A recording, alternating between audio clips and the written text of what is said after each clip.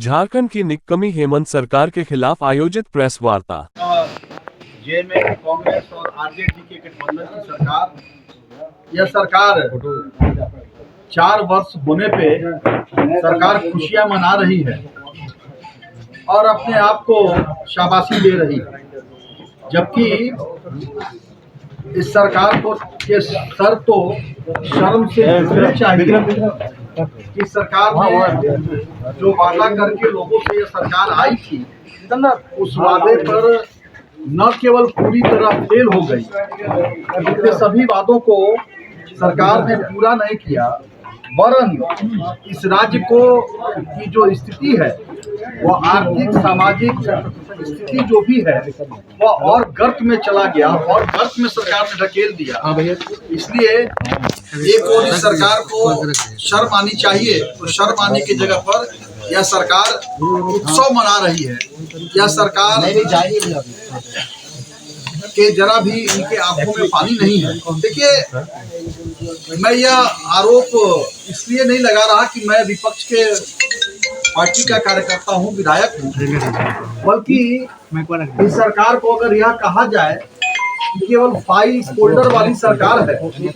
और इसके जो मुखिया हैं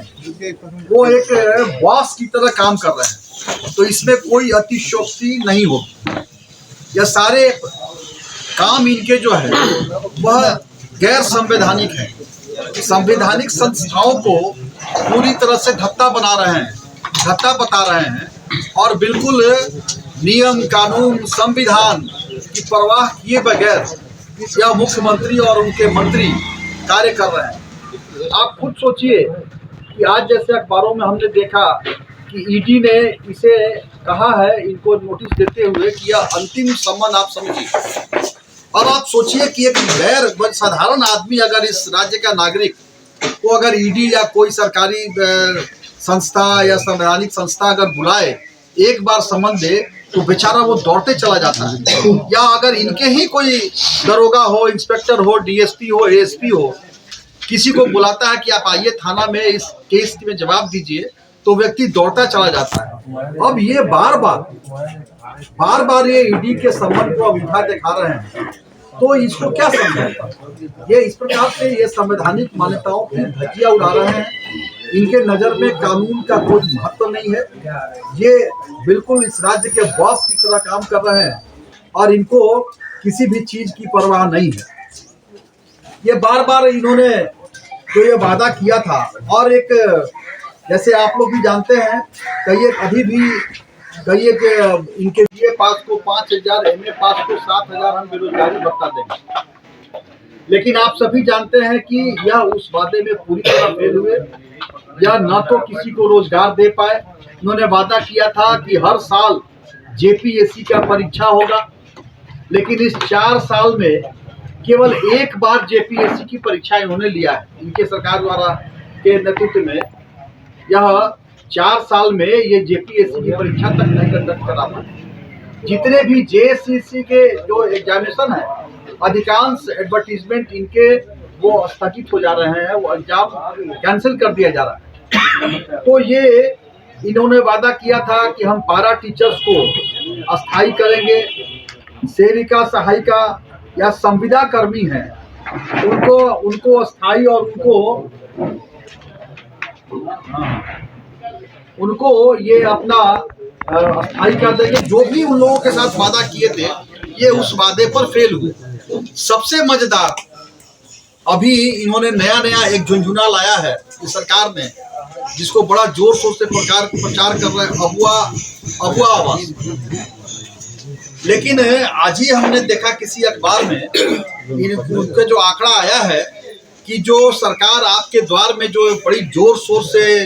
बाजे गाजे के साथ सारे पदाधिकारी जो है अपना कार्यालय छोड़ करके और सरकार आपके कार्यक्रम में घूम रहे थे, जो सरकार के जो कार्यालय में काम हो रहा था वो भी रुक गया। और पिछले 2-3 सालों का जो इतिहास है, 2 साल का, कि अधिकांश फॉर्म जो है वो कहीं कोई मूंगफली की दुकान पे जा रहा है या कहीं लोग बाहर में, कोई उसके सुनवाई नहीं है। अभी जो अखबारों में आज ही देखा हमने कि अबुआ आवास को लेकर के जितने फॉर्म भराए हैं वो उतना आवास बनना ही असंभव है, और प्लस उसकी इतनी जटिल प्रक्रिया है कि वो आवास, मैं चुनौती देता हूं कि अगर ये पहले क्वार्टर में एक भी आवास बन जाए, अगले वर्ष के ये तो अपने बजट को खर्च नहीं कर, मैं आपको दूंगा आरोप पत्रों में, आप देखिएगा राशि कितनी उनको मिल रही है और उसको ये खर्च नहीं कर पा रहे हैं। तो ये इनका यह आवास जो है, जिस प्रकार से आपको मालूम होगा, बड़ी ढिढोरा पीट करके सबके माध्यम से जानकारी भी मिली कि 4 वर्ष पूरे होने के बाद यह जो इस राज्य के अंदर चलने वाली गठबंधन की सरकार है, जिसमें कांग्रेस, जेएमएम और आरजेडी के लोग सरकार में शामिल हैं, यह सरकार उत्सव मना रही है, यह सरकार अपनी पीठ ठोक रही है, जबकि कायदे से राज्य की जो स्थिति अराजक हो गई है, इसलिए इस सरकार को तो अपने आप में शर्म महसूस होनी चाहिए, और यह चोरी और सीनाजोरी का इससे बड़ा उद्घाटन उदाहरण और दूसरा कुछ नहीं होगा, क्योंकि हर फ्रंट पर यह सरकार फेल है। आप सबको ध्यान में होगा कि जब यह सरकार चुनाव लड़ रही थी, यह जो गठबंधन, यह 19 में, तो इन्होंने जो वादे किए थे, जैसे प्रमुख वादा जो था